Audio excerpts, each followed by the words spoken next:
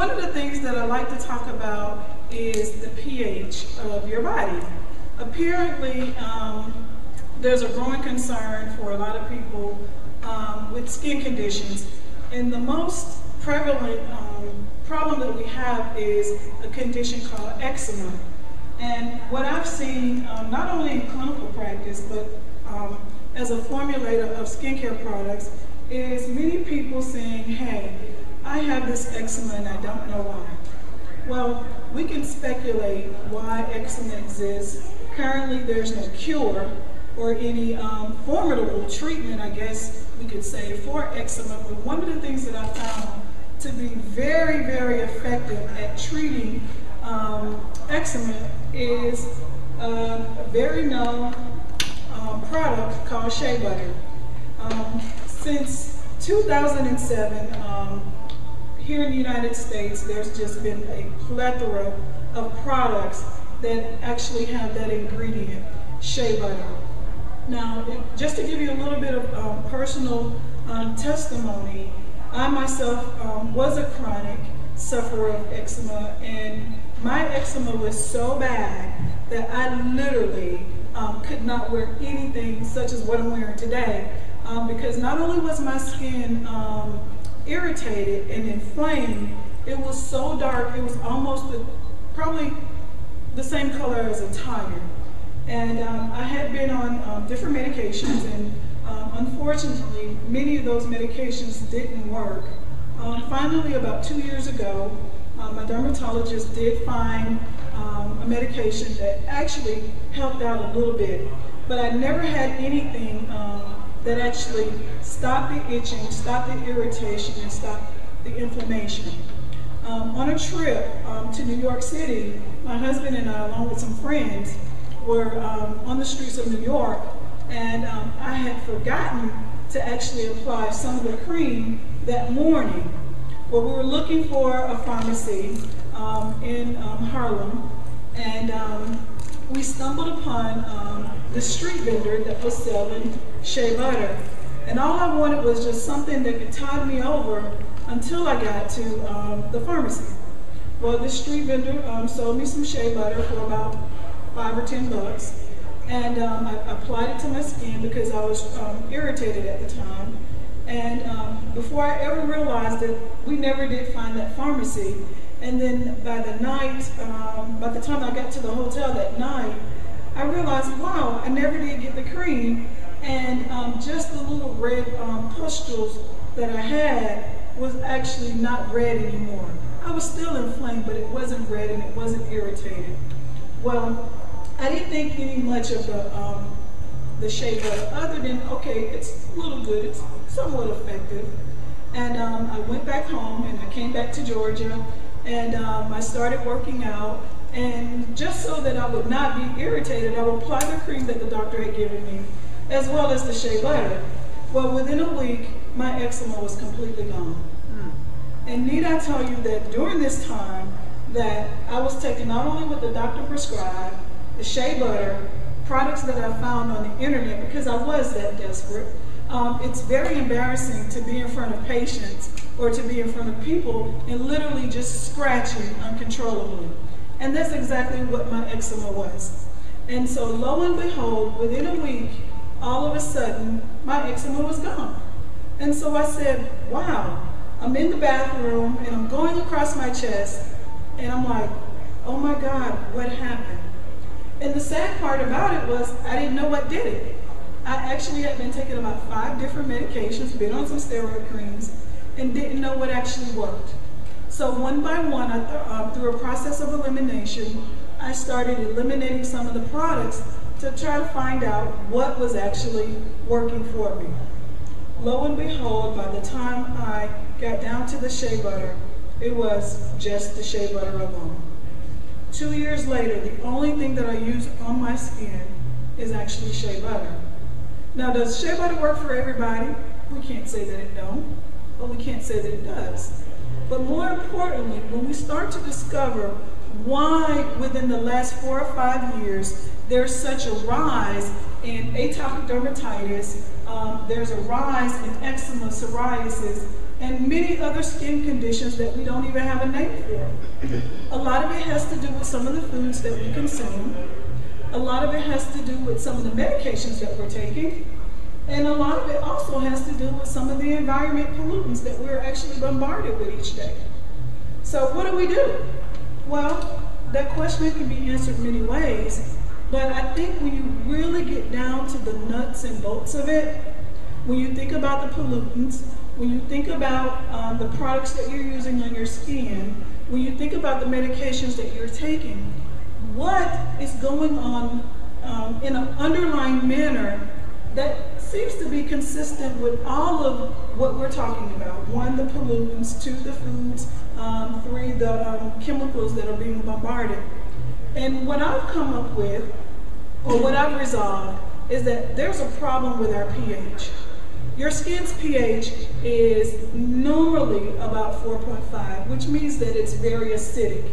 And your skin or your scalp has to be very acidic because guess what?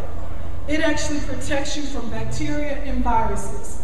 So anything that you're putting on your skin that is not close to 4.5 to 5.2 of your skin, guess what? It can cause irritation. Well, normally, most of us don't even think about it, but the products that we basically use on a daily basis is products that are high in pH, namely soap. For most of us, we bathe daily, sometimes several times a day. And can you imagine if you're constantly applying a soap that has a pH of 7, 8, 9, or 10 to a skin that's 4.5 to 5.2, guess what? You've now raised the pH of your skin. If you're applying a product to your hair that is a high pH, then you're going to cause some type of irritation, you're going to cause some type of inflammation, and that's why I believe many of the products that we're using is irritating the skin. It's the reason why I believe a lot of the foods that we're consuming is irritating our skin. And if we don't find products that are now more, not pH balanced, because believe it or not, when we look at the pH scale is from 0 to 14, with 7 being neutral. We still don't need something that's neutral, which is a pH of 7.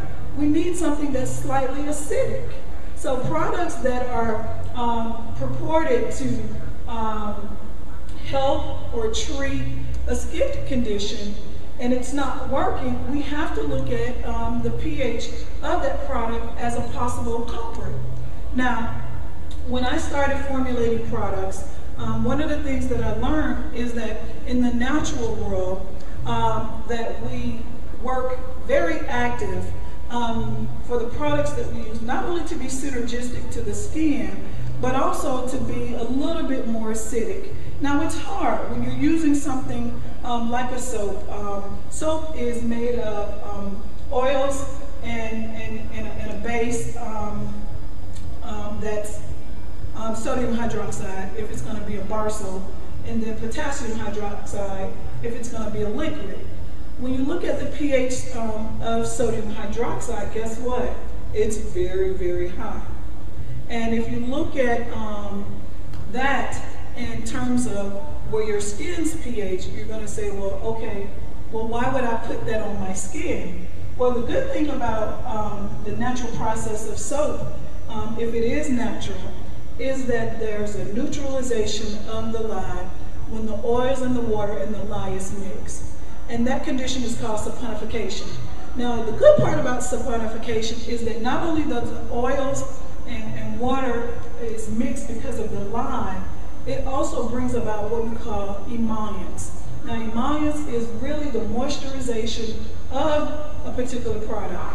And when we're looking at a natural soap or an organic soap, then the emollients of that, or the reason why it actually does not affect the skin as much as a commercial soap, is because the sodium hydroxide has been neutralized. And for many of you who I see either in clinic or through our monthly health explosions, what they ask me is, okay, we're talking about pH. How does that not only affect my hair, but how does it affect my skin? And if it affects my skin, is there anything that I can do about it? My answer to that is yes. There are some things that you can do about it.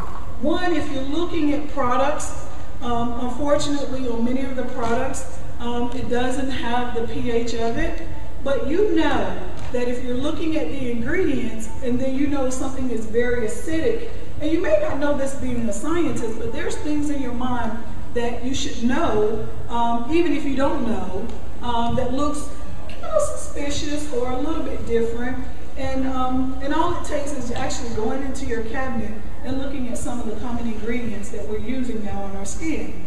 And it just doesn't make sense. The biggest culprit, not only for me, was my laundry detergent. When you think about it in terms of what I was saying earlier with the soap that may be breaking your skin out, well, you're only in the shower, what, 10 or 15 minutes? But if you're looking at something like a laundry detergent, which I think was the biggest culprit for me, is I'm looking at something that is irritating me very long. You know why? Because I'm pretty much in my clothes anywhere from 8 to 12 hours a day. Whereas in the shower, I'm not in the shower 10 to 12 hours. And so for me, as others, when you're having something that not only are you introducing your skin to, but something that your skin is actually clothed with that is causing irritation, then you're gonna have to rethink what you're using. Now, there's some products on the market that are very effective.